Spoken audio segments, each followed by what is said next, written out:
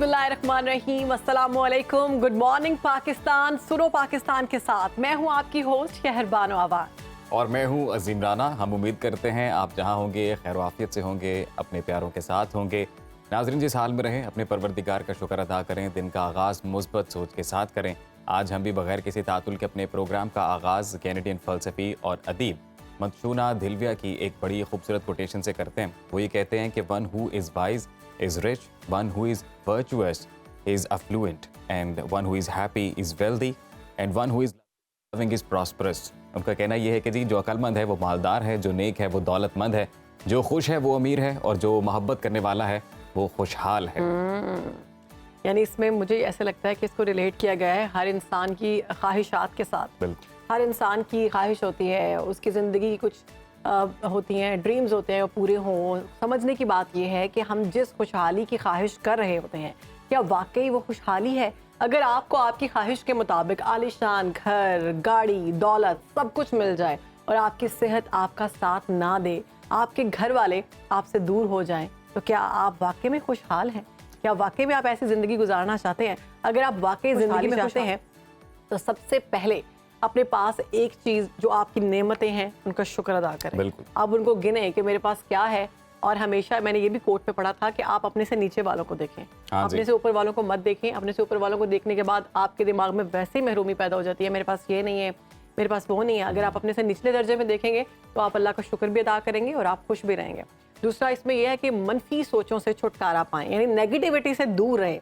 ये बात साइंसी तौर पर भी साबित हो चुकी है कि सोच एक ऐसी एनर्जी खारिज करती है, अगर आप मनफी सोचेंगे तो आपके जिस्म से मनफी लहरें खारिज होंगी, जस्ट लाइक कि आपकी वाइब जो है वो नेगेटिव हो जाएगी। एग्जैक्टली। हम कई दफ़ा शहर वालों ये चीज़ सोचते भी हैं या खुद भी ये चीज़ एक्सपीरियंस करते हैं कि कुछ लोगों की मौजूदगी में जो बहुत नेगेटिव सोचते हैं तो उनकी वाइब इतनी नेगेटिव हो जाती है कि उनकी प्रेजेंस हमें अनकंफर्टेबल कर देती है। एग्जैक्टली। और कुछ बहुत मुस्बत सोचते हैं तो उनकी मौजूदगी सिर्फ जो है वो बड़ा अच्छा एहसास दिलाती है, आपको अजीब सा इत्मीनान आ जाता है। तो इट्स ऑल डिपेंड कि आपका थॉट प्रोसेस क्या है, आप कितने पॉजिटिव हैं, जिंदगी की जो भी जिंदगी आपको दे रही है उसको आप किस तरह से वेलकम कर रहे हैं, वेलकम कर रहे हैं। एग्जैक्टली अजीम, जैसे हम किसी को भी देखते हैं कोई पॉजिटिव एनर्जी वाला शख्स होता है तो हमें उससे मिलकर बड़ा अच्छा लगता है, हमें उससे बात करना बड़ा अच्छा लगता है। मैं तो अक्सर मुझे कोई पॉजिटिव फ्रेंड मिले, कोई पॉजिटिव वाइब दे तो मैं उससे कहती हूँ कि आपने मुझे पॉजिटिविटी दी आज के लिए। बिल्कुल। और ये भी कहा जाता है जी कि आप अपनी ज़ात के बारे में भी कभी नेगेटिव ना हो। हम लोगों का ये भी एक बड़ा कॉमन एक रवैया रहता है कि हमारे साथ कुछ बुरा हो जाए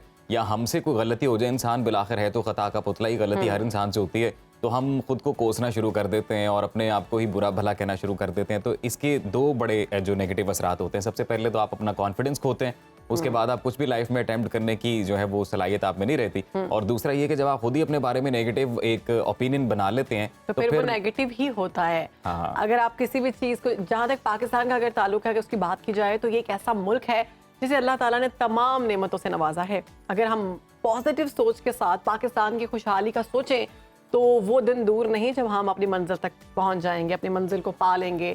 और इसमें आप ये भी कह सकते हैं कि अगर आपने कोई ड्रीम अगर सोचा है, आपने अगर कुछ सोचा है कि मैं इस हद तक जाऊंगा, और अगर आप यही कहोगे मैं तो जा ही नहीं सकता, मैं तो जा ही नहीं सकता, आप कौन सी मंजिल पाना चाह रही हैं? वो हैसियत पाकिस्तानी आप क्या चाहती हैं कि चलें पाकिस्तान की बात कर लेते हैं, तो as a Pakistani what do you want? मैं पाकिस्तान की मईशत को मुस्तहकम देखना चाहती हूँ, पाकिस्तान को बहुत बेहतरीन मुल्क चाहती हूँ। वहाँ पे मैं चाहती हूँ कि हर शख्स जो है वो खुशहाल रहे, गुर्बत बहुत कम हो जाए, हो ही ना। मेरी दुआ मैं बताऊँ तो मैं क्या चाहता हूँ? जो मैं चाहता हूँ ना वो हमारे आज के न्यूज़ राउंड अप में है, तो आइए देखते हैं।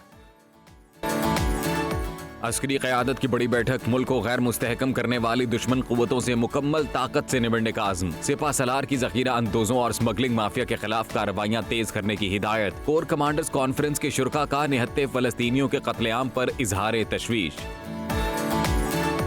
पंजाब हुकूमत का अल्टीमेटम काम कर गया, पेट्रोलियम मसनूआत की कीमतों में कमी के असरात आना शुरू। ट्रांसपोर्टर्स ने किराए 15% तक कम कर दिए। पंजाब हुकूमत का घी, दालों और आटे समेत दीगर अशियाए खुरनोश के निर्खों में जल्द कमी का ऐलान।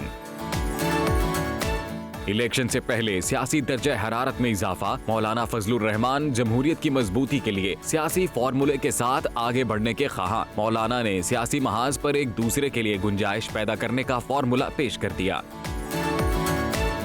जो यहाँ आ गए हैं वो तो जाएंगे ही, जो लाहौर जाएंगे किस बात को, वो भी इंशाल्लाह सीधे जन्नत में जाए। नवाज शरीफ का इस्तकबाल करें, जन्नत में जाएं। नून लीग की एक और फखरिया पेशकश सामने आ गई। चिकन बिरयानी और मोटरसाइकिल की ऑफर्स के बाद लीगी रहनुमा मीनारे पाकिस्तान पर जलसे में शिरकत के लिए कारकुनों को जन्नत की टिकट्स देने लगे। पाकिस्तान की 8 साल बाद इंटरनेशनल फुटबॉल में वापसी। कौमी टीम ने कंबोडिया को 1-0 से शिकस्त दे दी। पाकिस्तान तारीख में पहली बार फीफा वर्ल्ड कप क्वालिफायर्स के दूसरे राउंड में पहुंच गया। फुटबॉल में बड़ी कामयाबी पर सियासी और समाजी शख्सियात की कौमी टीम को मुबारकबाद।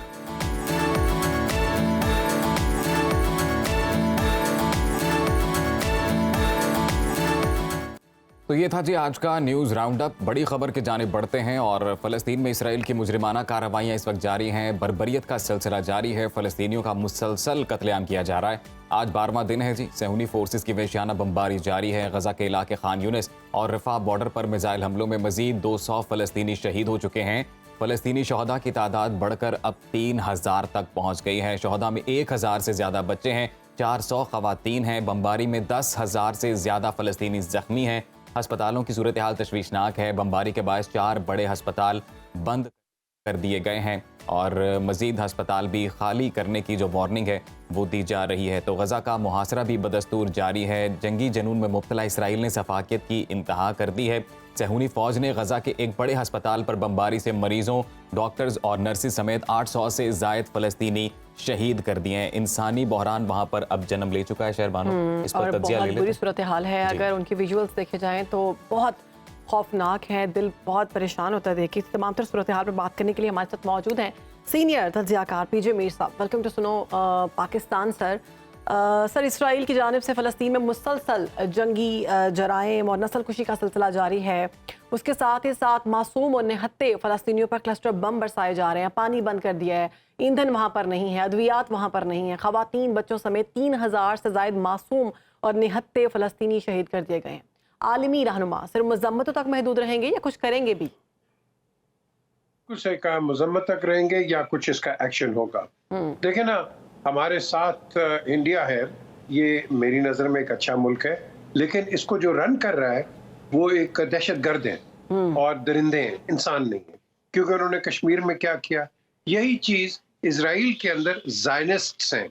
आम इजरायली जो है वो तो आज फ़लस्तीनियों के हक में बोल रहा है, और लेकिन ये जो ज़ायनिस्ट है जिसको आपने 1917 में जन्म दिया, और वो भी बिकॉज ऑफ द बैलफोर डिक्लेरेशन, आज आप देख रहे हैं कि वो बिल्कुल बिल्कुल इनको एक ओपन प्रिजन में रखा हुआ फ़लस्तीनियों को, और उनके साथ जो आपने अभी बताई दिया जो बर्ताव कर रहे हैं, ये तो एक इंसान दरिंदे के साथ भी नहीं करता।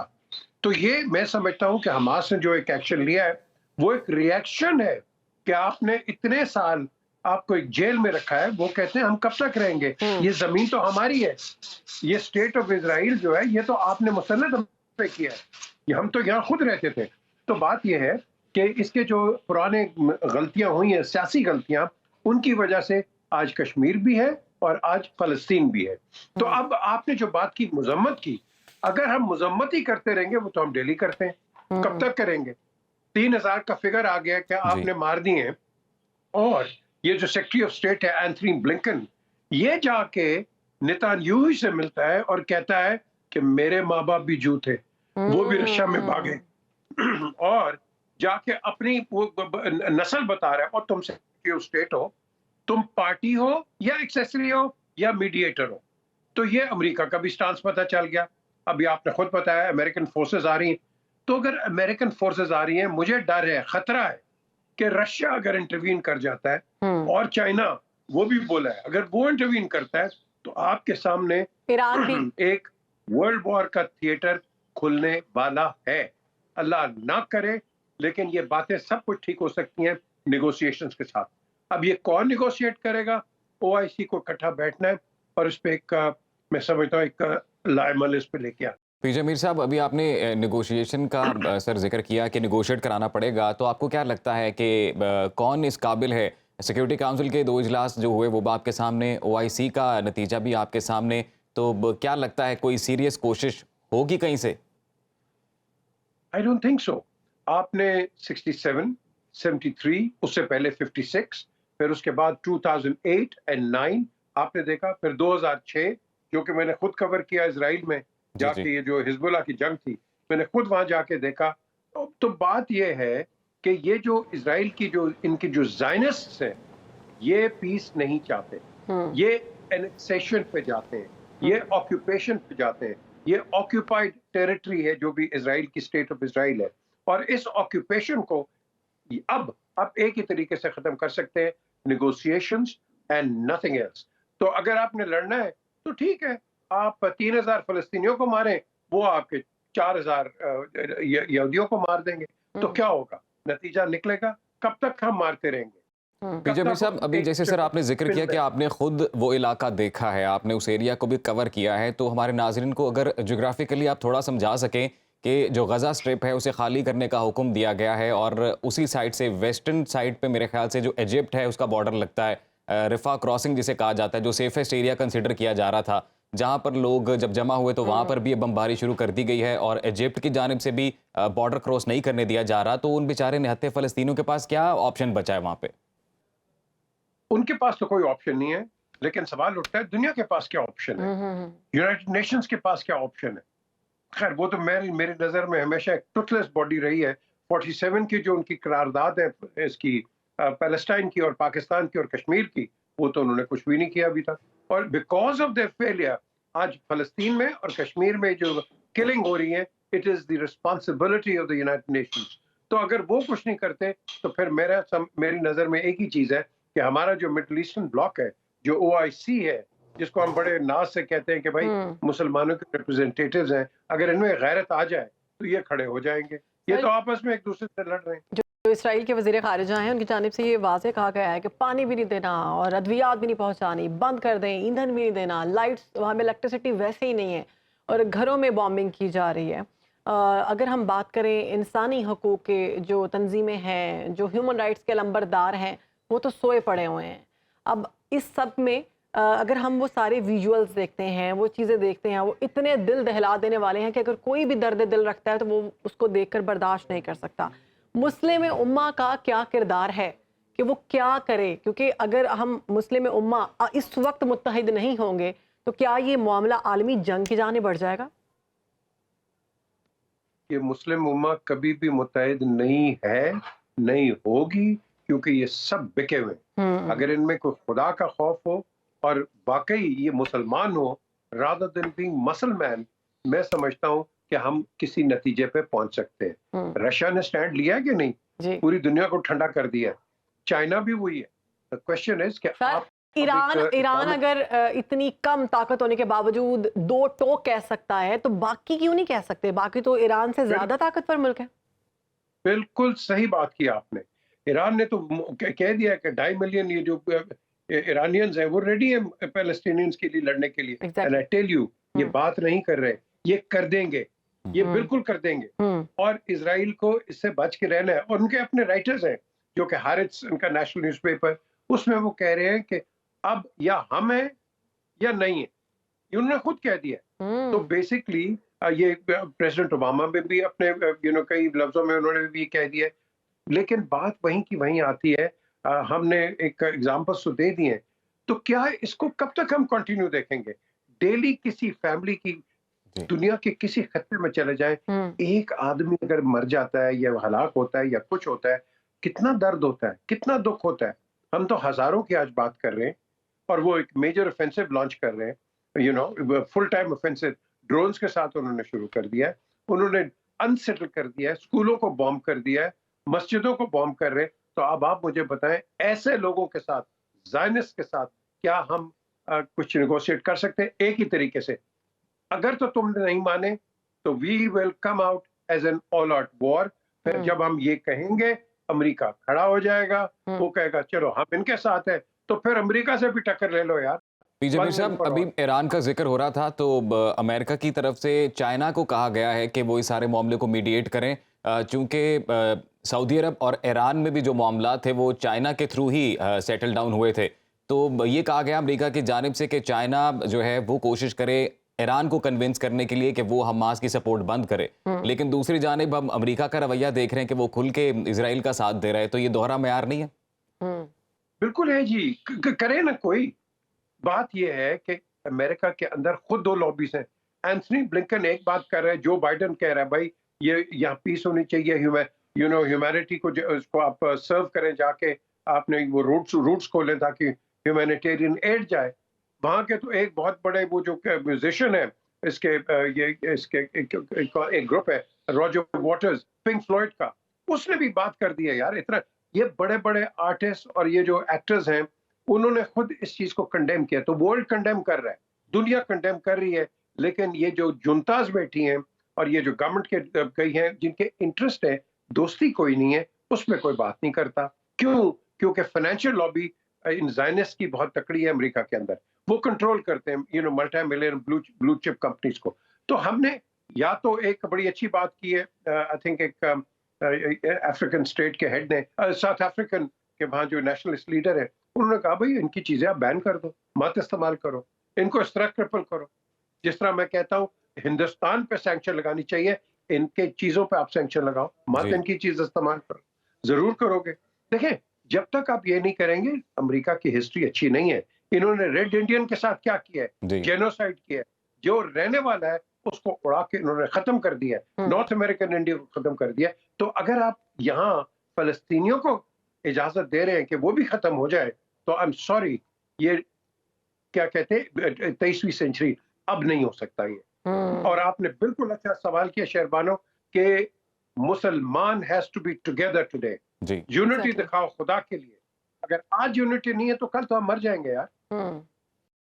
बहुत शुक्रिया पीजे मीर साहब, आपने सुनो पाकिस्तान को वक्त दिया और इसराइल और जो भी मौजूदा सूरत हाल है उस पर अपना तज्जिया पेश किया। और वैसे गुज़िश्ता रोज़ 260th जो कोर्प्स कमांडर कॉन्फ्रेंस हुई, उसमें चीफ ऑफ आर्मी स्टाफ की जानिब से भी वाज़ेह पैगाम दे दिया गया कि फ़लस्तीन की पॉलिटिकल मॉरल सपोर्ट पाकिस्तान कर रहा है। तो मेरे ख्याल से सबको इस मामले पर जो है खुलकर बोलना होगा और निहत्ते इंसान का कत्ल जहाँ पे भी हो रहा है उसको कंडेम करना चाहिए। बंद कर दिया गया है, जो जिंदा है उन बच्चों के लिए पानी बंद कर दिया गया है। जो वीडियो सोशल मीडिया पर सामने आ रही हैं, दिल दहला देने वाली वीडियोस हैं। अस्पतालों पर बमबारी की जा रही है। हालांकि जंगी असूल वाजे होते हैं कि अस्पतालों पे और दरसगाहों पर आप नहीं कर सकते। बच्चों को निशाना नहीं बनाया जाएगा, खवातीन को निशाना नहीं बनाया जाएगा। और आपने एक एरिया डिफाइन किया है कि वो एरिया जो है उसमें हम बॉम्बिंग नहीं करेंगे। हाँ जी, सिविलियंस वहां इवैक्यूएट कर जाएं और आप वहीं पर बमबारी कर रहे हैं। पूरी फैमिलीज पर आपने बमबारी की है। खैर, अल्लाह से दुआ करते हैं कि ये मामला जो है खत्म हो, फलस्तीन को फतह मिले। अभी वक्त है ब्रेक का, ब्रेक के बाद हाजिर होंगे। आपने कहीं जाना नहीं, देखते रहिए सुनो पाकिस्तान।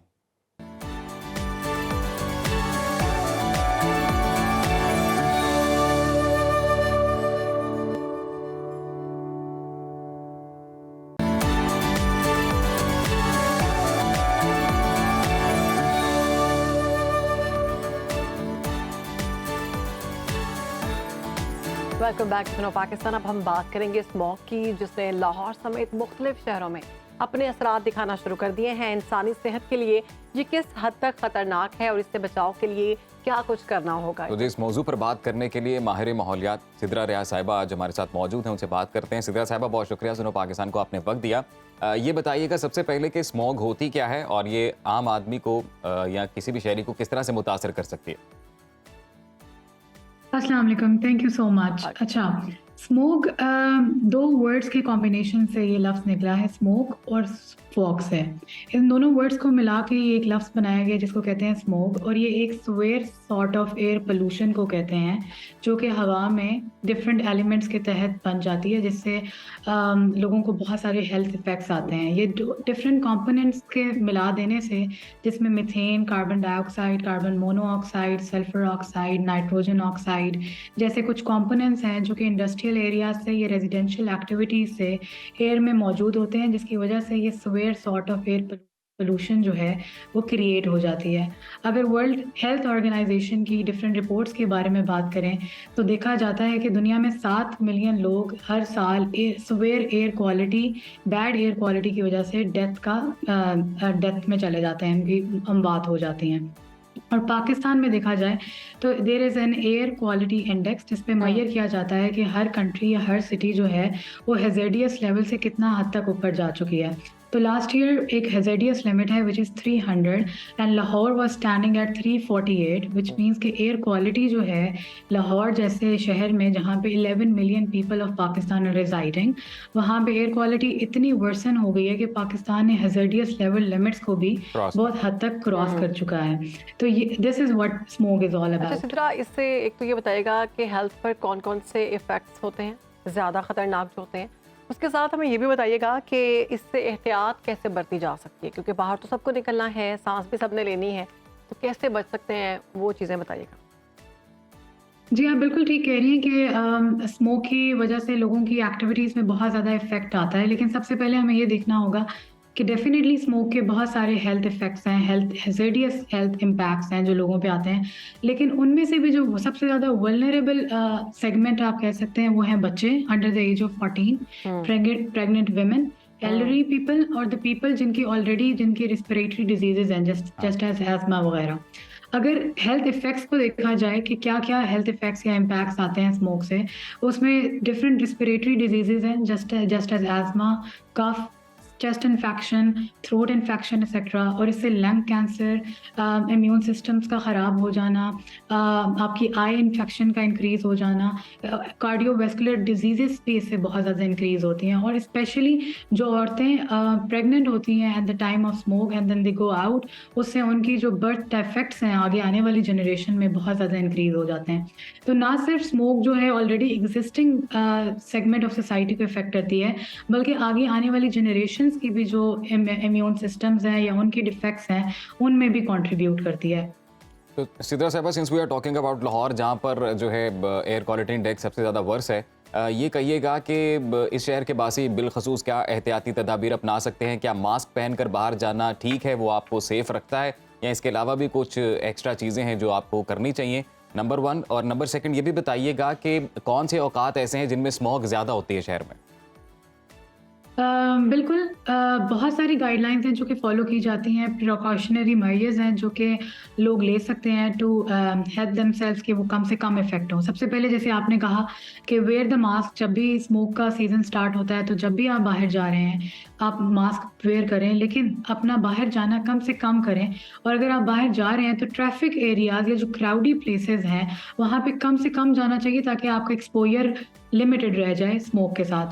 दूसरा ये कि एयर प्योरीफायर्स को इस्तेमाल करें घरों में, गाड़ियों में, ताकि जो एयर आप इनहेल कर रहे हैं वो प्योरीफाई हो जाए। देन ऑल्सो जो एल्डरी लोग हैं, जो बच्चे हैं, उनको स्पेसिफिकली स्मोक के टाइम पे घरों से बाहर निकलने से कम जाना चाहिए, बिकॉज सबसे ज़्यादा वो लोग इफेक्ट हो रहे हैं।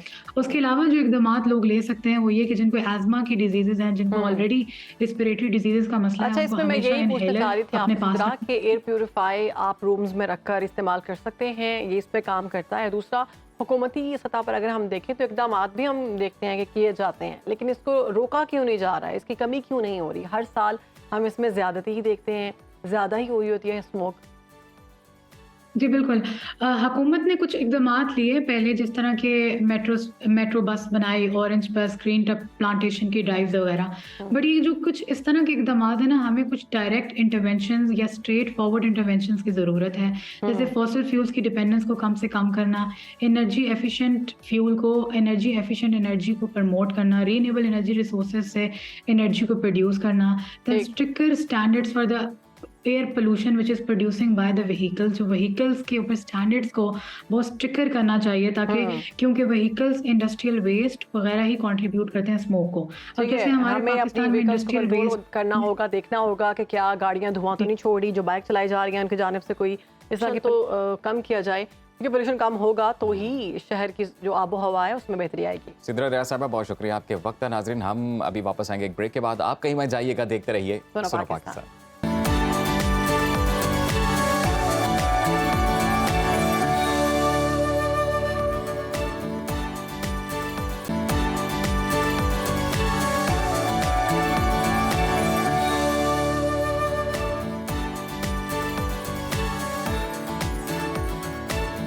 Welcome back after the break. नाजरीन, अब ख्वाबों की बात करते हैं तो बलूचिस्तान अपने लजीज और खुश जायका खानों और मेहमान नवाजी की वजह से मुल्क भर में मशहूर है। मौसम तब्दील होते ही बलूचिस्तान के रिवायती खानों की मांग में भी इजाफा हो जाता है और शहरियों ने सर्द मौसम से लुत्फानंदोज होने के लिए अब सज्जी की दुकानों का रुख कर लिया है। खैर बानो, आपको पसंद है सज्जी? मुझे बहुत पसंद है सज्जी, और मॉर्निंग के टाइम सज्जी का जिक्र मत करें।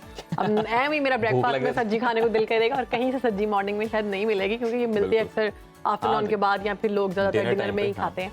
तो इसी पर हम कोशिश करते हैं अपने इस सेगमेंट में कि पूरे पाकिस्तान की जो रिवायती खाने हैं वो दिखाए जाएं, ताकि लोग डिसाइड करें कि वो डिनर में आज क्या खाएंगे। तो इसी हवाले से एक स्पेशल रिपोर्ट तैयार की गई है, आइए देखते हैं।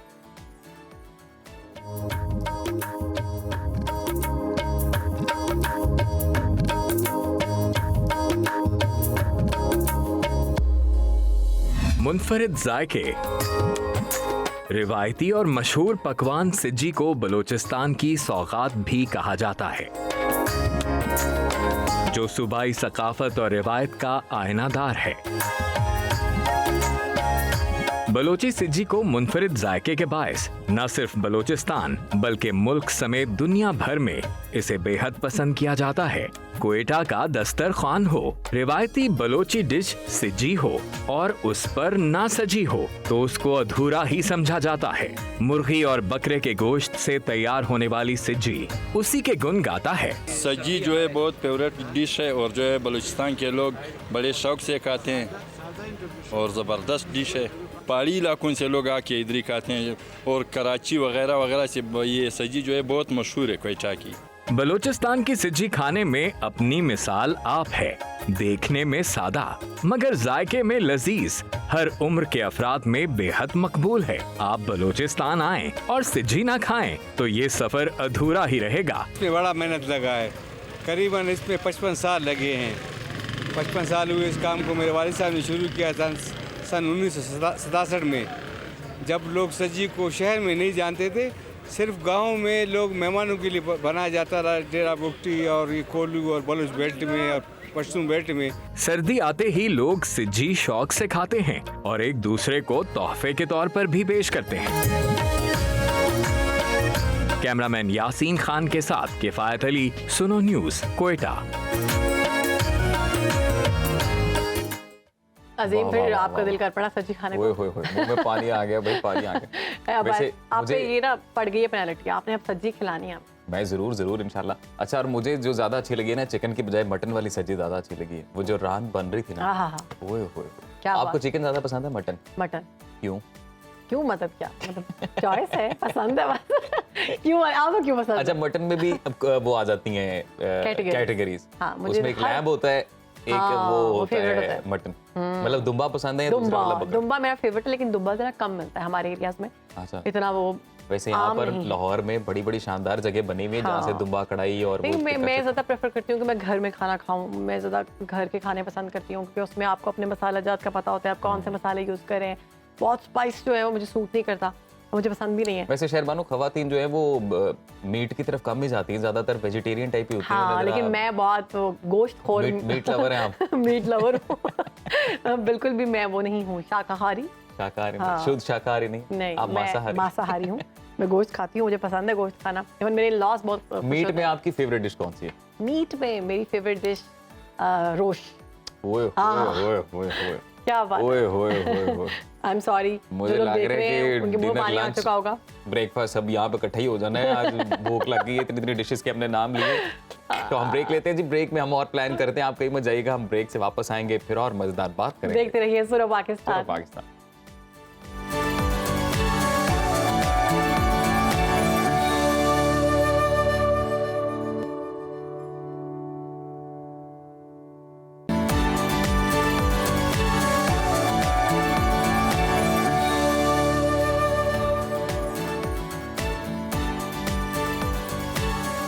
Welcome back after the break जी। अब हम बात करेंगे एक ऐसे फल की जो इंसानी सेहत के लिए इंतहाई मुफीद है। जी हाँ, ये है वो फल। जापानी फल इसे कहते हैं और इंग्लिश में इसे प्रेसिमन कहा जाता है, क्योंकि ये जापान का कौमी फल है। आई होप कि आपको ये बड़ा क्लियर नज़र आ रहा होगा, और इसलिए इसे जापानी फल का नाम दिया जाता है क्योंकि जापान का ये कौमी फल है। इसके बड़े फ़ायदे हैं जी। इसमें काफ़ी जो है न्यूट्रिशन वैल्यू इसकी काफ़ी ज़्यादा है। और कहा यह जाता है कि ये फल पोटाशियम, फास्फोरस, विटामिन सी के हसूल का अच्छा जरिया है। इस वक्त हमारे साथ माहिर ग़िज़ाइयत ज़ैनब गोंदल साहिबा मौजूद हैं। बाकी उनसे जानते हैं कि ये कितना मुफीद है। वेलकम टू सुनो पाकिस्तान। ज़ैनब कैसी हैं? अल्हम्दुलिल्लाह बिल्कुल ठीक ठाक। हम हमेशा देखते हैं कि जापानी फल जो है इसको डिस्क्रिमिनेशन का सामना करना पड़ता है फलों में, इसको इतनी इम्पोर्टेंस नहीं दी जाती। एग्जैक्टली। एक दूसरा, मैं खुद भी इसको इतना पसंद नहीं करती, मेरा इतना फेवरेट नहीं है, जब खाती हूँ मुँह अकड़ जाता है। इसकी क्या वजह है? और दूसरा, ये सेहत के लिए कितना अच्छा है? सबसे पहली चीज़ ये कि ये बेचारा इसलिए डिस्क्रिमिनेशन का सामना करता है क्योंकि हमने सिर्फ 3-4 फ्रूट्स हैं जिनके नाम याद किए हैं, सेब, केला, आम, अंगूर, बस हमें वही आते हैं। अंदर आ जाके अमरूद या 1-2 और फलों का थोड़ी सी गुंजाइश दे देते हैं, वरना हम किसी तीसरे फल की वो समझते हैं कि अगर ये आ गया हमारे तो खानदान में इसकी इजाजत। एग्जैक्टली हम इसकी इजाजत नहीं देते, अपने बॉडी को भी इजाजत नहीं देते कि हम इसके न्यूट्रिएंट्स को बॉडी में ऐड ऑन कर सकें।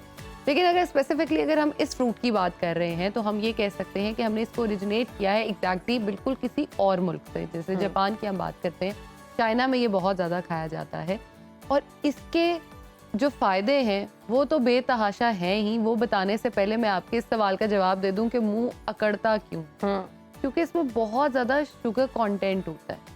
ओके। इसलिए आपका मुंह से अकड़ जाता है। जैसे ही आप ये समझें आप चीनी लें, पानी में घोलें और उसको पिएं तो उसके बाद आपके मुंह का भी कुछ अंदर से यही हाल हो रहा होता है। सेम इज द केस जापानी फल के साथ भी। और सेहत के लिए बहुत मीठा होता है, सेहत के लिए बहुत अच्छा अगर आप उसकी क्वांटिटी को मैनेज करके खाते हैं। फॉर एग्जाम्पल, एक टाइम पे आपने कितना जापानी फल, ओके, अगर हम इस एक फ्रूट की बात करते हैं तो ये एक टाइम पे एक मोर देन एनफ है आपके लिए। आपको वो नहीं करना कि जी हमने एक टाइम पे पूरा ये बोल आगे रखा हुआ है और हम उसको खाते चले जाएं, पूरा ही इकट्ठा खा लें।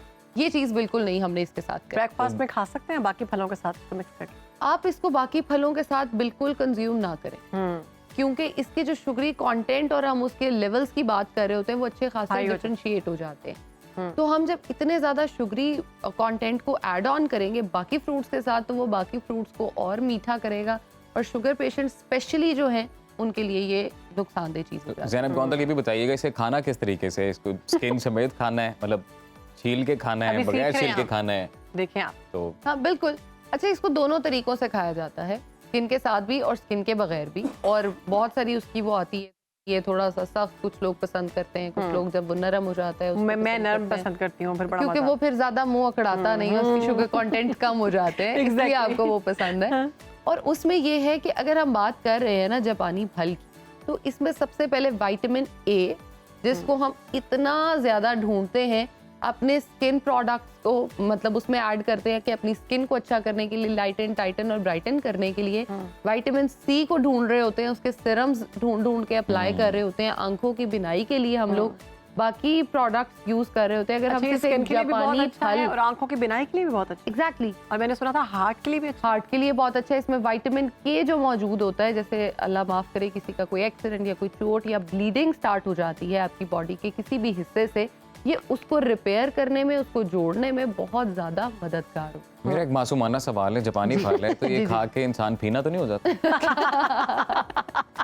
जापानी टाइप पीना तो नहीं, लेकिन आई कैन से जितनी इसमें क्वांटिटी विटामिन सी की मौजूद है, खूबसूरत जरूर हो सकता है। मतलब स्किन अच्छी हो जाएगी ना, स्किन लाइक जापानीज लोगों की स्किन बहुत अच्छी होती है। एग्जैक्टली। ज्यादा खाने से वेट गेन हो सकता है? बिल्कुल हो सकता है। जो लोग अपनी वेट लॉस जर्नी पे हैं वो इसको एक टाइम पे एक ही कंज्यूम करेंगे, उससे ज्यादा नहीं करेंगे। और शुगर पेशेंट्स में भी अगर हम बात करें तो एक टाइम पे एक, उससे ज्यादा एक टाइम पर एक से ज्यादा मत खाएं, आप सजेस्ट करें। अब आप ये देखती हैं कि जापानी फल बहुत कम टाइम के लिए आता है। हाँ जी। और मैक्सिमम मेरा ख्याल है 15-20 दिन या 1 महीना रहता है, उसके बाद ये खत्म हो जाता है। अब अगर इस 1 महीने में आप इसको यूटिलाइज कर लेते हैं ना, तो इसका सबसे ज्यादा बेनिफिट जो होता है ना वो लोग उठा सकते हैं जिनको दर्दें बहुत ज्यादा रहती है बॉडी में, जिनको कमर में दर्द रहती है, घुटनों में दर्द रहती है या इन्फ्लेमेशन रहती है बॉडी के हिस्सों में। वो अगर जापानी फल डेली बेसिस पे खाएं, जितनी देर भी ये रहता है, तो वो अपनी बहुत हद तक बॉडी की इन्फ्लेमेशन को कम कर सकते हैं और अपनी दर्दों को बहुत अच्छा बेहतर कर सकते हैं। अनलेस वो डायबिटिक नहीं है। डायबिटिक भी हूँ तो अगर आप हाफ या एक खा भी लें तो दैट इज प्रॉब्लम फाइन। नहीं। हाँ, लेकिन आप फिर उसके आगे पीछे क्या खा रहे हो उसको मैनेज आउट कर लें। अब ये ना हो कि वॉक कर लें, आप वॉक कर लें, या ये ना हो कि आपने मीठा कुछ खाया हुआ हो ऑलरेडी और उसके ऊपर से आप जापानी फल भी खा लें, तो वो बहुत ज्यादा शुगर। तो ज़ैनब, इसकी अफोर्डेबिलिटी की बात करें अगर हम, तो ये महंगा फ्रूट है, नॉर्मल फ्रूट है, इसकी किस ये कैटेगरी मुझे में आप आता ही है? बता सकते हैं कि उसकी क्या प्राइस चल रही है आजकल। मैं तो सिर्फ ज़ैनब कहेगी, मैं तो सिर्फ ये elite fruit में बताऊंगी आता है? खाना कितना अच्छा है, कितना नहीं अच्छा। एग्जैक्टली, मतलब ये तो आप बताएंगे देखिए ना। मैं खवातीन को रेट थोड़ा- यहाँ पे बैठ के बता जाऊं और बाहर निकलूं तो रेट इंटायरली डिफरेंट नहीं, हो हम तो लोग मैं नहीं कैटेगराइज बता कर सकते हैं, मतलब खवातीन को थोड़ा इस बारे में ज्यादा इन्फॉर्मेशन होती है ना। फिर मैं ये क्योंकि- कहूंगी मैं खवातीन की कैटेगरी में भी ऐड ऑन नहीं हूँ, मैं भी लड़की हूँ। अच्छा, मुझे अब समझ आई है क्योंकि इसमें इतने विटामिन हैं, विटामिन Exactly. सी पाया जाता है। बिल्कुल। मुझे आपसे ये इन्फॉर्मेशन मिली है। इसीलिए जब हम बाहर से प्रोडक्ट या फिर कोई भी वो मास्क लेके आते हैं, उसके ऊपर ये जापानी फल बना बना हुआ इसकी होता है। पिक्चर बनी होती है। इसके जो शीट मास्क होते हैं वो बहुत कॉमन और बहुत लोग एग्जैक्टली, इसको इसके पसंद मास्क करते जो है वो बहुत फेमस है, बिल्कुल। बड़े पसंद किए जाते हैं। इवन कोरियन हैं। तो आप स्किन में इसको घर में बना सकते हैं। मैं इसका यही mask। पूछने लगी थी। बहुत सिंपल सा है, आप इसको मैश करें, निकालें इसमें से, बेशक आप स्किन के साथ भी सिर्फ ऊपर वाला ग्रीन पार्ट जो है वो रिमूव करें। इसका जो है आप पूरा गूदा लें, उसको ब्लेंड ऑन करें और उसको, अगर तो आपकी ऑयली स्किन है तो आप इसको जो है वो बेसन के साथ यूज कर सकते हो Okay. पेस्ट बना के, और अगर आपकी स्किन ड्राई की तरफ है तो आप इसमें थोड़ा सा दही या दूध ऐड करके स्किन पे अप्लाई करें। बहुत अच्छा इसका कितनी mask देर के बनता लिए? है। मैक्सिमम 15 मिनट करें और उसके बाद इसको ठंडे पानी से वॉश ऑफ करें, यानी नॉर्मल जो रूम टेम्परेचर गर्म पानी, और उनसे प्लीज इससे परहेज करें, गर्म पानी से वैसे भी।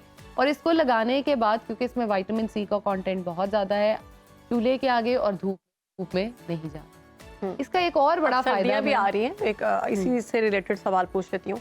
तो सबसे ज्यादा ये जो मौसम है, जो सर्दियों का आगाज और सर्दियाँ जाने का जो वक्त होता है, यानी ठंड आना और ठंड जाना, या इसमें आपकी स्किन बहुत इफेक्ट होती है। तो इसमें स्पेसिफिकली क्या करना चाहिए ऐसा? हम ये देखते हैं कि सर्दियों में हमारी स्किन पे एक्ने बहुत ज्यादा हो रहा होता है। उसके दो रीजन होते हैं, एक ये कि हम पानी बहुत कम पीते हैं, दूसरा फाइबर कंटेंट हमारा ऑलमोस्ट जीरो हो जाता है। Exactly. क्योंकि हम सैलड्स गर्मियों में तो फिर इस्तेमाल कर लेते हैं, लेकिन सर्दियों में सर्दियों नहीं में बिल्कुल नहीं करते। अगर फाइबर की ही बात हम कर रहे हैं तो जापानी फल में बहुत अच्छी क्वांटिटी में फाइबर मौजूद होता है। अगर आप उस फाइबर को अपनी बॉडी में इनकॉर्पोरेट करते हो, आप फाइबर लेते हो, तो आपकी स्किन पे एक्ने जो है वो नहीं होगी। और दूसरा, पानी का इस्तेमाल अगर हम बात करें तो जापानी फल के साथ तो पानी का इस्तेमाल ना करें, मतलब आगे पीछे, लेकिन सारा दिन वैसे जरूर करें, क्योंकि इसका वाटर कंटेंट ऑलरेडी बहुत अच्छा होता है। तो आपको इतना ज्यादा पानी साथ कंज्यूम करने की जरूरत नहीं होती। लेकिन आप जैसे लोग जिन्होंने कहा कि जी मुंह अकड़ जाता है, तो वो कोशिश करते हैं कि जी वो पानी का कंटेंट। ज़ैनब, इतना अंडररेटेड फ्रूट किस वजह से है? मतलब इसके इतने फायदे हैं, लेकिन मैंने कभी नहीं देखा कि कोई गेस्ट आ रहा है वो जापानी फल लेके आ रहा है। हम कहीं जा रहे हैं तो हम जापानी फल लेके जा रहे हैं। सर्व कर रहे हैं। फ्रूट चाट में भी इसको नहीं रखा जाता। फ्रूट चाट में तो शायद इसलिए नहीं रखा जाता कि ये बाकियों के टेस्ट को थोड़ा सा टैंगी करना शुरू कर देता है। और बेसिक इसका यही है ना कि आपने इसको कट किया और उसके फौरन बाद आपको इसको खाना भी पड़ता है, क्योंकि अगर थोड़ा टाइम गुजर जाए तो इसका टेस्ट जो है वो खराब बट आज इस सेगमेंट से मुझे ये बहुत लेसन मिला है कि ये फल जो है बड़ा इंपॉर्टेंट है हमारी सेहत के लिए। आप खा रही हैं? विटामिन सी, हाँ मैं खाऊंगी, ब्रेक में जरूर खाऊंगी मैं, क्योंकि हम विटामिन लेते हैं अपनी स्किन को बेहतर करने के लिए, Exactly. अपने बालों को बेहतर करने के लिए। विटामिन सी है, विटामिन ए है, सबसे बड़ी बात बिनाई। हमारे यहाँ जो बच्चे हैं, सबसे ज़्यादा मसला उनको ये आ रहा है कि स्मार्टफोन यूज़ करें, आईपैड यूज़ करें, टैब्स यूज़ करें। और बच्चों में उससे भी बड़ा मसला इम्यून सिस्टम का आता है एग्जैक्टली कि आपने उसकी इम्यूनिटी जो है वो किस तरह से बूस्ट करनी। तो ये एक फल इम्यूनिटी बूस्टर की तरह बहुत अच्छा उनमें यूज कर सकते हैं। उससे ज्यादा कार्डियक डिजीजेस भाई, यानी दिल की बीमारियां जो आ रही होती हैं, उसमें आप इसको यूज कर सकते हैं। तो ज़ैनब, बच्चों को ये कितनी क्वांटिटी में देना चाहिए? बच्चों को आप इसका जो एक नॉर्मल जैसे ये पीस है तो Right. इसका हाफ जो है वो दे सकते हैं टिल द एज ऑफ 10 के बाद आप पूरा देना शुरू कर दें। और अगर 1 to बच्चा 10? और अगर बच्चा जो है 10 की एज तक इसको डाइजेस्ट कर लेता है और उसको अच्छा लगता है, इसका टेस्ट वो एक्सेप्ट कर लेता है, तो आप पूरा भी दे सकते हैं। हमारे यहाँ एक थोड़ा सा और मसला ये भी है कि हम बच्चे को जो हमें चीज़ पसंद नहीं होती वो वही देते ही खिलाते नहीं, वो देते ही नहीं है, इसलिए कि हमें लगता है कि ये शायद मेरे टेस्ट बड्स को पसंद नहीं है तो इसको भी पसंद नहीं है। और जो हमें पसंद होता है बस वही खिलाते एग्जैक्टली वही चीज़ें खिलाते हैं। उसमें हम करते क्या है, जो ऑलरेडी मदर न्यूट्रिएंट डेफिशिएंट होती है बच्चों में, ऑलरेडी उसने वही चीजें ट्रांसफर की होती हैं, फिर वो आगे से खाने को भी वो चीजें नहीं देती, तो बच्चा इसलिए फिर जो है वो अंडर नरिश्ड होना शुरू हो जाता है। तो अंडर नरिशमेंट की तरफ जाने से पहले ही अगर हम अपने बच्चे को प्रॉपर खाने के रूटीन्स बनाकर, और हर चीज, अगर जापानी फल की मैं बात करूं, ठीक है आपका 1 साल का बच्चा, आप उसको नहीं देते, 1.5 या 2 इयर्स का बच्चा होता है, आप उसको तो थोड़ा थोड़ा जूस ही सिर्फ देना शुरू कर दें स्पून के थ्रू, ना आप उसको ये दिखाएं कि ये फल है और ये तुमने खाना है या कुछ भी। वैसे अगर इससे एक्सेप्टेंस की बात करें तो ऑरेंज कलर बड़ा अट्रैक्टिव होता है बच्चों के अच्छा, लिए। इसके जूसेस भी बना सकते हैं? कैसे बना सकते हैं? बिल्कुल, आप इसका जो सिंपल ऊपर से उतार लें, अगर वो Peel off, yes. वो क्लीन नहीं है या उसको अच्छी तरह से क्लीन करके आप एज इट इज डालें, ब्लेंडर में डालना है, जूसर में इसको नहीं डालना। Blender। जूसर में मैं कभी भी जो है वो फ्रूट को नहीं कहती कि डालें। ब्लेंडर में आप डालें, अच्छी तरह से ब्लेंड करें। जब वो ब्लेंड आउट हो जाए उसके बाद आप जो है इसमें थोड़ा सा अगर पानी डालना चाहते हैं उसको थोड़ा करने के लिए कि वो उसके लेवल्स जो है शुगर के वो कंटेंट कम हो जाए, तो आप बिल्कुल थोड़ा सा पानी ऐड ऑन करके उसका टेस्ट थोड़ा सा चेंज कर सकते हैं। अच्छा, इसकी जो दोबारा juices- चीनी, नमक, काली मिर्चें जो हमारे अलमिया है कि जो जूस बनना है उसके अंदर डालनी हमें है। हम डालनी लोग है। अक्सर जूसेस में सोडा भी ऐड कर देते हैं। Oh my God. अच्छा, हाँ। उसके हम मोजीतो और वो चीजें भी बोल रहे होते हैं ना कि मोहितो हमने पीना है तो उसके अंदर काला नमक भी। काला नमक ऐड कर दो, सोडाज ऐड कर दो, तो बड़ा स्मूदीज मजे वगैरह का। बनाई जाती हैं, इस टाइप की चीजें। हाय अल्लाह नहीं करे। आपका दिल क्या करा करें। पीने का? नहीं, मेरा बिल्कुल दिल नहीं कर रहा। मैं ये सोच रही हूँ कि इतना वो ऑलरेडी एक स्टफ्ड फ्रूट है, उसके अंदर आप सोडाज भी डाल रहे हो और उसको फिर आप टॉप इन कर रहे हो लेमन के साथ। अक्सर अच्छा ये बड़ा ट्रेंड होता है, हम ये देखते नहीं है कि उस फ्रूट की अपनी क्या अफादियत है और उसके अंदर हम लेमन जरूर ऐड कर। अब इसका विटामिन सी का लेवल ऑलरेडी इतना हाई है, अब अगर इसके अंदर आप लेमन भी डालोगे तो वो विटामिन सी ओवरलोड हो जाएगा आपकी डेली बेसिस से। ज़ैनब, स्क्रीन वैसे- पे जो विजुअल्स चल रहे हैं इसके जो जूस हैं वो एक तो वो खूबसूरत मिल रहे हैं, बहुत बिल्कुल लग रहे हैं। वाटरमेलन जूस से उसकी शक्ल मिल रही है और मेरा दिल कह रहा है कि मैं तो एक जो ग्लास है वो ये भी breakfast जो में हमारे पास लगवाऊं। विजुअल्स हैं ये स्मूदी टाइप ही है ना, मतलब इसमें मेरे ख्याल से Exactly. ऐड ऑन की गई ये ये चीजें। smoothies है, हाँ बिल्कुल। लेकिन जापानी बट ये फल येलो कलर का का है, इसमें मैंगो ऐड किया गया साथ। नहीं, ये खुद ही वो जब ब्लेंड करेंगे तो वो हो जाएगा। हाँ। अच्छा, दूसरी इसमें जूस और मैं स्मूदीज और इसकी ये चीजें इसलिए भी प्रेफर नहीं करती क्योंकि मैंने पहले कहा है कि एक टाइम पे जब आप जूस या स्मूदी की तरफ जाओगे तो 100 से कुछ भी नहीं बनेगा। एक का 1/4 या हाफ ग्लास मैक्सिमम बनेगा, उससे हम कहेंगे कि ये क्या हो रहा है, ये तो हम मजा ही क्वांटिटी नहीं बढ़ा है। देते हैं।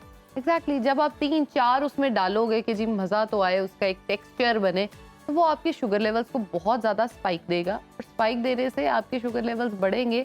जो शुगर पेशेंट्स हैं उनको तो प्रॉब्लम होगी, लेकिन जिन लोगों को शुगर पेशेंट नहीं है और उनको फूड की क्रेविंग्स या खाना, आप अपने बच्चों को भी अगर ऐसी चीजें देते हो बहुत एक्सेस में, जैसे शेक्स और ये चीजें, मैंने अक्सर माओ को देखा है कि वो बहुत ज्यादा फ्रूट्स के शेक्स और वो चीजें पिला रहे होते हैं, उसके बाद वो बच्चा वो फ्रूट ही नहीं खाता क्योंकि हमने उसकी सेंसेस में उस टेस्ट को डेवलप कर दिया है कि वो यही होगा। और प्रॉपर विटामिन्स जो हैं वो इससे हम नहीं लेते अगर हम स्मूदीज की बिल्कुल। जानिब जाते हैं। और उससे ज्यादा जैसे मैंने फाइबर कंटेंट कहा है, तो फाइबर कंटेंट स्मूदीज में एज सच हम वेस्ट कर चुके होते हैं, वो हमारी बॉडी में जाता ही नहीं। और ज़ैनब, कुछ फ्रूट्स के बारे में ये भी अब ये मिथ है या रियलिटी है कि उनकी तासीर ठंडी गर्म होती है, इस टाइप की बातें होती हैं, तो ये जापानी फ्रूट की क्या साइंस है? अच्छा, साइंस बेसिकली ठंडा गर्म नहीं मानती, लेकिन हम अगर बात करते हैं तो ऑफ कोर्स आपकी बॉडी उस पर क्या रिएक्ट करती है वो ठंडा गर्म उसकी एक्सेप्टेंस में आता है। जैसे हम अगर एक अंडे की ही बात कर लेते हैं, अंडा अगर इवेंचुअली आप खा रहे हो वो गर्म नहीं होता, लेकिन अगर आप उसके साथ गर्म दूध भी पी रहे हो या गर्म पानी ले रहे हो या कुछ खा रहे हो तो वो ऑफ कोर्स आपके लिए गर्म है। बिल्कुल। और आपकी बॉडी उस पर क्या रिएक्ट करती है वो ज्यादा इंपॉर्टेंट। माइट भी आप खाएं, आपके लिए वो बिल्कुल गर्म ना हो, आपको बड़ा मजा आए और आप उसको एंजॉय करें, आप खाएं, आपके लिए बॉडी एकदम से जलन और वो चीज होनी शुरू हो जाए, that is total your body. जैसे कुछ लोग हैं उनको ग्रीन टी, हाँ ग्रीन टी सूट नहीं करती, लेकिन जापानी फल की अगर हम बात करें तो ये इसकी तासीर सॉर्ट ऑफ गर्म कही जाती है, सही। लेकिन ये आपकी एसिडिटी को ठीक करता है, आपके इंटेस्टाइन के जितने प्रॉब्लम्स हैं उनको ठीक करता है, आपके पेट के मसाइल जो हैं ये उनको हल कर रहा होता है। अगर आपके पेट में कोई ज्यादा एसिड प्रोडक्शन होनी शुरू हो गई है तो आप इसको डेली बेसिस पे अगर अपनी एड ऑन करते हैं लाइफ में तो आप उन एसिड्स को कम कर सकते हैं। इवन जो अनडाइजेस्टेड फूड है आप उसको इससे डाइजेस्ट कर सकते हैं। आपको किसी भी और साशे की या गोली की जरूरत नहीं है, आप जापानी फल से ही उसको डाइजेस्ट और कर ये सकते हैं। खाने से पहले खाने वाला फल है, खाने के बाद खाने वाला फल है? अच्छा, खाने के बाद खाने वाला फल तो ये बिल्कुल नहीं है। खाने से पहले या फिर दरमियान? खाने के साथ इसका कनेक्शन रखें ही नहीं। इसका कनेक्शन ये रखें कि अगर आपने फॉर एग्जांपल 10 बजे अपना खाना कंप्लीट कर लिया है तो आप जापानी फल को आप तकरीबन 11:30 से 12 के दरमियान में इस्तेमाल करें। अगर शुगर पेशेंट्स या वो लोग जो वेट लॉस करना चाह रहे हैं और वो जापानी फल बहुत ज़्यादा पसंद करते हैं और उनको ये है कि हमने थोड़ा ज़्यादा खाना है, तो वो फिर अपना एक टाइम का मील भी स्किप कर सकते हैं 2 जापानी फल खाने के लिए। और आर्टिफिशियल सप्लीमेंट से बचकर आप ये खा सकते हैं। बिल्कुल खा सकते हैं। आपके लिए ये बहुत अच्छा बॉडी के लिए जो है वो सप्लीमेंट का सोर्स है। अगर आपने इसको पुट इन कर लिया, जैसे मैंने कहा है कि दर्दें ही ठीक हो गई हैं, तो अगर आपके घुटनों की दर्द, कमर दर्द एक जापानी फल खाने से ठीक हो जाती है तो और क्या चाहिए। अब आपके माइंड में ये सवाल नहीं आ रहा कि क्या एक ही खाने से ठीक हो जाएगा या कितने खाने और पड़ेंगे? इसके लिए आपको जापान जाने की भी जरूरत नहीं है। जापान जाने की घर तो में बिल्कुल बैठ के खा जरूरत नहीं सकते हैं है। जापानी बिल्कुल घर बैठे हुए खा सकते हैं। और अच्छा आप ये देखिएगा कि अगर आप इसको एक फ्रूट ही का इंटेक करते हो, यानी उसकी एक जो क्वांटिटी है, तो आपको बॉडी में रिलीफ एटलीस्ट फील होना शुरू हो जाए। दर्दें तो ऑफ कोर्स आपकी 10 साल से 15 साल से चल रही हैं, तो कम से कम उतने दिन या उतने महीने तो उसको देने पड़ेंगे।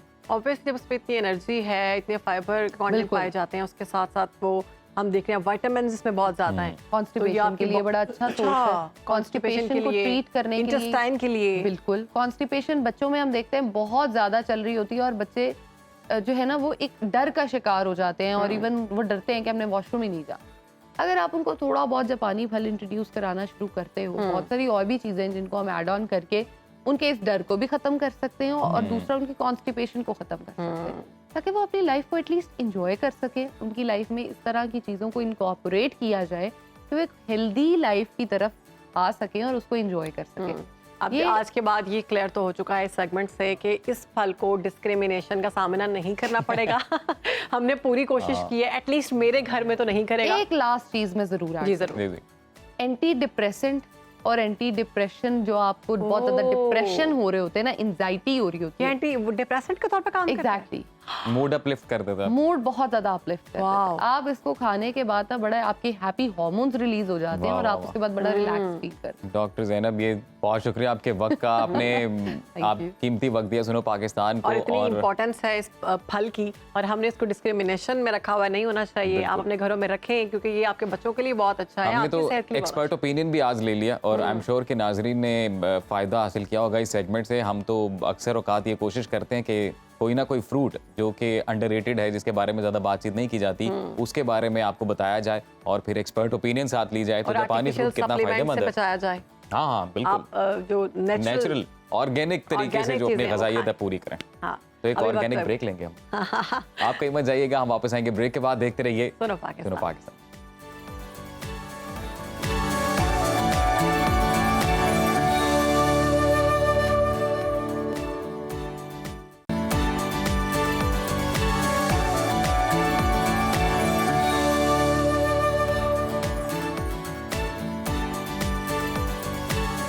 खुशामदीद। अब बात करेंगे परियों की। बचपन में हमने परियों की कहानियां अक्सर सुनी। अजीम, आप लोग किन की कहानियां सुनते थे? जिनों की? नहीं जी, हम भी परियों की कहानियां सुनते थे। आप भी परियों की कहानियां सुनते थे? बिल्कुल। और कुछ जगह ऐसी होती हैं सैरो सयाहत के हवाले से जिन पॉइंट्स को ना मंसूब किया जाता है। हाँ। मुझे याद है बचपन में हम किताब में पढ़ा करते थे झील सैफुल मलूक के बारे में। हाँ, और बड़े उसके होके बारे देखने में ली। कहा जाता था कि वहाँ पे परियां उतरती हैं। हाँ, कि रात में वहाँ पर परियां आती हैं। आई डोंट नो इसमें कोई हकीकत है या नहीं है, सिर्फ कहानियों की। अफसाने ज्यादा है मेरे ख्याल से। और इसमें हम बचपन में मैं भी एक कहानी सुनती थी कि अगर आप खाना नहीं खाएंगे तो परी आपको ले जाएगी। और और मुझे ऐसे लगता है कि वही परी जो है वो काशा गुल को ले जा चुकी है इस वक्त कश्मीर भीमर। वहाँ पर एक ऐसी जगह है जहाँ पर कहा जाता है कि परियों की गार है ये, वो दिखाएंगी। इसके साथ वो पन चक्की दिखाएंगी जो पानी के साथ चक्की चलती थी, उसकी भी सैर करवाएंगी।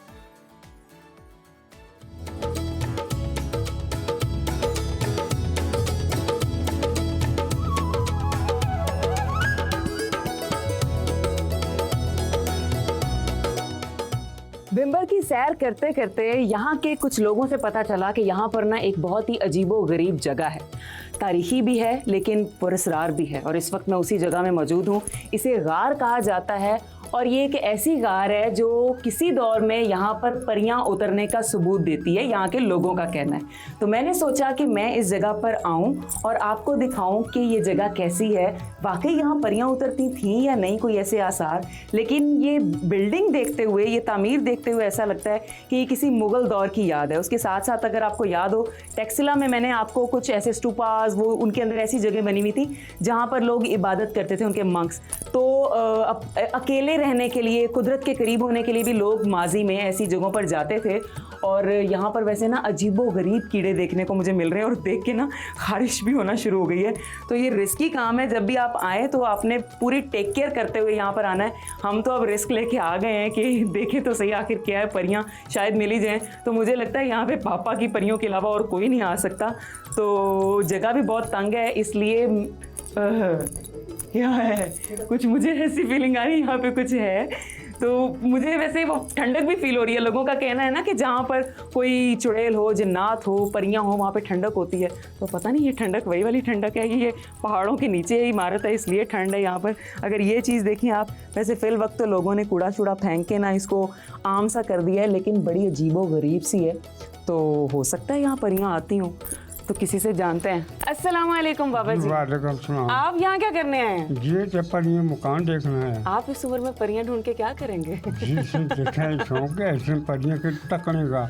ये परियां पुराने दौरों की हैं, चिमड़ गई ना तो फिर छोड़ेंगी नहीं। मगर तो ने परियों बात- वाली कहानी है या नहीं? नहीं मेरे पास नहीं है। अच्छा आप कह रहे हैं कि नहीं है, लेकिन हमें यहाँ पर लोगों ने कहा परियां हैं, यहाँ पर आती हैं, हमने नहीं ध्यान से हमने जाना है। नहीं है, अच्छा अब नहीं है, पहले हुआ करती थी। पहले हमने। तो फिर आप यहाँ क्या करने आए हैं? ये तकने बस आए ऐसे शौक है, अच्छा गर्मी में आदमी अच्छा रहते हैं। हाँ ठंडक है यहाँ ठंडा। पर। और अभी मैं वहाँ से गुजरी थी तो काले रंग का बिच्छू भी नजर आया मुझे। जी है बिच्छू वगैरह है। सही, तो ठीक है फिर आप विजिट करें, हमने भी देख लिया। खौफनाक सी है वैसे, ध्यान से।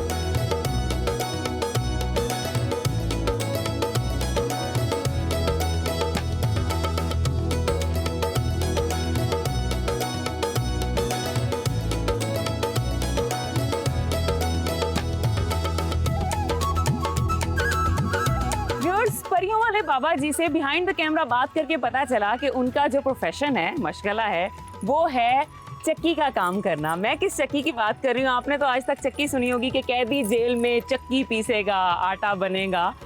है तो ये वही चक्की, लेकिन ये एक मुख्तलिफ चक्की है जो आज तक मैंने तो ना देख रखी थी, और आई थिंक बहुत से आप लोगों में से लोग होंगे जिन्होंने नहीं देखी होगी। बिजली की चक्की आपने सुनी होगी, शहरों में अब तो हर जगह पर आम है और आपको 2 मिनट में आटा मिल जाता है। लेकिन ये जो चक्की है, इसकी खास बात ये है कि ये पन चक्की है, यानी ये पानी से चलने वाली चक्की है। मैंने भी देखा है कि बाहर ये जो कुटिया बाबा जी ने छोटी सी बना रखी है, ये एक नाले के बिल्कुल करीब है, वहां से पानी आ रहा है। आपको पता है कि जब पानी को ऊंचाई से गिराया जाता है, बिल्कुल डैम वाला प्रोसीजर है, पानी को ऊंचाई से गिराते हैं, एनर्जी प्रोड्यूस करता है, शाफ्ट चलते हैं, सर्कल्स चलते हैं, तो एनर्जी प्रोड्यूस करते हैं। तो ऐसे ही बिल्कुल मेरे सामने बाबा जी ने बाहर से वो पानी का कनेक्शन खोला है, पानी गिरा है और मैं अंदर आई हूँ तो वो चक्की चलना शुरू हो गई है।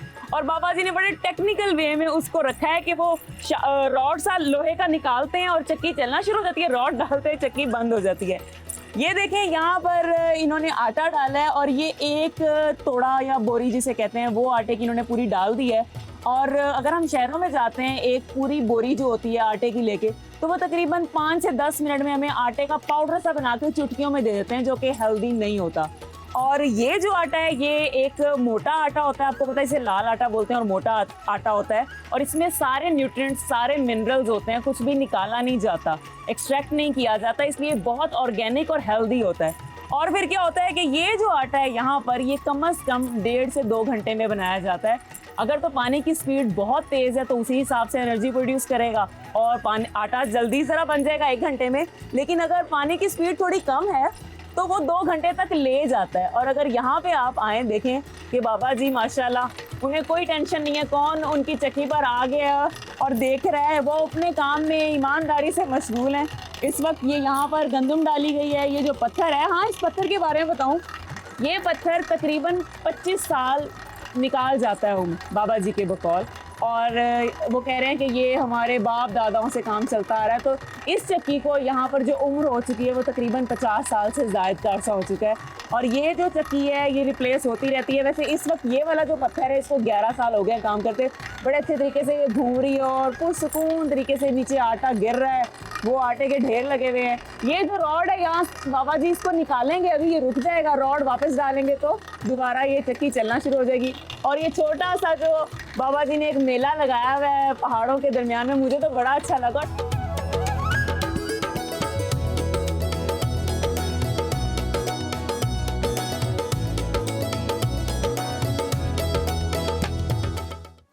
तो जी थैंक्स टू ओकाशा, बड़ी बड़ी बेहतरीन जगह वो हमें दिखाती हैं, और हमेशा से हमारी जो लिस्ट है जिन जगहों पे हमने सैर सपाटे के लिए जाना है, वो फहरिस्त अब बढ़ती जा रही है, क्योंकि इन जगहों का मुझे तो इससे पहले पता नहीं था कि ये ऐसे अब तो आप जरूर जाएंगे, वहाँ पे परियां नजर आती। हम कोशिश करें शायद हमें परी मिल जाए कोई वहाँ पे। ये भी हो सकता है। आप वैसे आपका कभी सामना हुआ किसी परी से? हाँ, बचपन में मुझे बताया जाता था कि अगर आपके दांत टूटेगा तो जब दांत टूट जाएगा वो दांत आपने पिलो के नीचे रखना है, उसके बाद आप सो जाएंगे तो सब सुबह उठेंगे तो परी दांत ले जाएगी और मनी जो है ना कुछ पैसे वो रख छोड़ जाएगी। जाएंगे। तो ये ऐसे होता था, फिर मैं दुआ करती थी अगला दांत कब टूटेगा।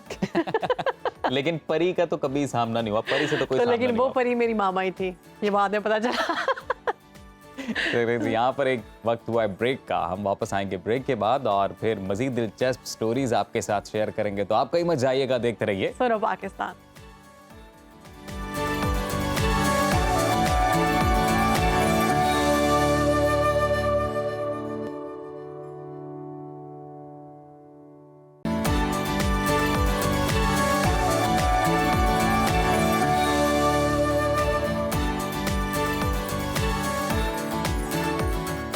Welcome back. अब टेक्नोलॉजी की दुनिया से एक दिलचस्प खबर देते हैं आपको। बरतानिया के एक महंगे तरीन स्कूल ने जदीद टेक्नोलॉजी बनाते हुए पढ़ाई में मदद के लिए एक चैट बॉट टीचर जो है, हेड टीचर, उसको रख लिया है। और ये हेड टीचर मसनूई जहानत की एक रोबोट है जिनका नाम एबिगेल बैली है। स्कूल के हेडमास्टर टॉम रॉजर्सन की जिम्मेदारियां निभाने में उनकी मदद करने वाली ये खातून हेड टीचर अपने दफ्तर में बदतमीज तालिब इल्मों को काम करने की इजाज़त देती हैं और ना ही असेंबली में स्कूल में तकारीर करने देती हैं।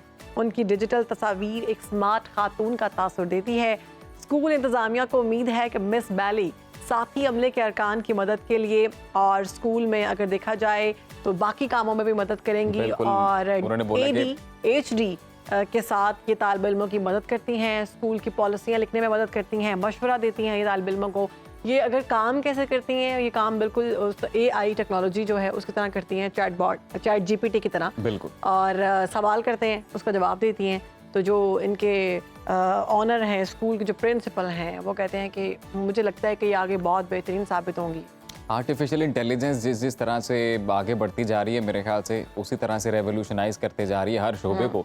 और अभी एक अमली नमूना तो हमारे सामने आ चुका है, जो निज़ाम तालीम है वो किस तरह से रेवोल्यूशनाइज हो रहा है कि अब जो हेड टीचर है वो ही एक आर्टिफिशियल इंटेलिजेंस की मदद से एक चैट बॉट तैयार किया गया है और वो जिम्मेदारियां निभा रही है। तो अभी देखते हैं जी कि आगे कहाँ तक जाता है ये सारा मामला। वैसे कहा तो ये जा रहा है कि जितने भी शोबे इस वक्त मौजूद हैं दुनिया में, उन सबको ही जो आर्टिफिशियल इंटेलिजेंस है वो जितनी सोफिस्टिकेटेड होती जा रही है वो उसमें उतनी ही जिद्दत आती जाएगी। तो की कमी थी वो भी आज पूरी हो चुकी हुई है कि पहली टीचर जो हैं वो रोबोट वैसे इनके फायदे रख नहीं ली है गई हैं। कि ये टीचर हमेशा से ही प्रेजेंट रहेंगी, हमेशा से मौजूद रहेंगी और जब भी स्टूडेंट्स को कोई हेल्प चाहिए होगी तो वो कभी भी जो है वो टीचर को रीच कर सकते हैं, क्योंकि ये टीचर ना तो बीमार होंगी ना कोई और मसाइल होंगे, तो टीचर मौजूद रहेंगी हमा वक्त। लेकिन टीचर मारेंगी भी नहीं, डांटेंगी भी नहीं डांट तो वो कहते हैं डांटती तो वो है नहीं, इनकी पनिशमेंट के तौर तरीका कार होंगे ना। मार्क्स तो कम दे ही सकती हैं एग्जाम्स को जब आप लेकिन एग्जाम्स में आप आए बाएं शाएं नहीं कर सकते, क्योंकि इनको तो बताया जाएगा कि ये चीज कवर करनी है। लेकिन मेरे ख्याल से इन्हीं जिस तरह से ये चैट बॉट्स हैं इनको ऑपरेट करने के लिए भी ऑब्वियसली जो ह्यूमन पावर है उसकी ज़रूरत है। तो साथ ही साथ इस बात से मत घबराएं कि शायद अब जो है आर्टिफिशियल इंटेलिजेंस इतना टेक ओवर कर देगी शोबे को कि अब उनकी ज़रूरत नहीं रहेगी। फिजिकली टीचर्स का मौजूद होना ज़रूरी है, उनकी बिल्कुल ज़रूरत रहेगी। और इन चैट बॉट्स को ऑपरेट करने के लिए शायद वो काम करेंगे और किस तरह से जो तदरीस का एक अमल है उसको जिद्दत उसमें जिस तरह से आती जा रही है उसको किस तरह से मज़ीद कारआमद बनाया जाएगा उसके लिए इंसानों की ज़रूरत है। एंकर्स भी आ चुके हैं, होस्ट भी आ चुके हैं, शेफ तो पहले के ही आ चुके हुए हैं, AI रोबोट्स तो हैं और खेतों में भी रोबोट्स काम कर रहे हैं। हर फील्ड में हम देख रहे हैं कि रोबोट्स जो हैं वो आ चुके हैं, वो काम कर रहे हैं। तो टीचर जो हैं वो रह गई थी, वो भी आज एक कमी पूरी हो चुकी हुई है। AI रोबोट जो हैं वो आ चुकी हैं। और ज़्यादा मज़े की बात यह है कि अब इनसे सवाल करते होंगे कि teacher may I go to washroom, तो आगे से क्या जवाब आता होगा? कहते होंगे यस यू कैन ऑब्वियसली। और वो बार बार अगर करते होंगे तो बार बार कहते होंगे यस यू कैन। शायद मानो जितना मशीनी दौर हो गया ना, हम लोग भी रोबोट हो गए वैसे। मतलब इंसान भी रोबोट ही बन गया। अब आपको जो है रोजाना की बुनियाद पर जो काम है वो इतनी ही प्रिसीजन के साथ, इतनी एक्यूरेसी के साथ करना है कि जनाब और ऐसे महसूस होता है कि हम खुद भी, हमारी लाइफ जो है बिल्कुल रोबोटिक हो चुकी हुई है। हमें उसी तरह से चीज़ों को लेकर चलना होता है, आगे पीछे बिल्कुल नहीं करना होता, क्योंकि अगर हम चीज़ों को मैनेज करेंगे तो ही हम सरवाइव कर सकेंगे। यार बनो रोबोटिक अंदाज में जरा क्लोजिंग तो कर दें आज। प्रोग्राम का वक्त हुआ है खत्म। आप रखें अपना ख्याल, कल मुलाकात होगी सेम एंकर्स के साथ। अल्लाह हाफिज़। अल्लाह हाफिज़।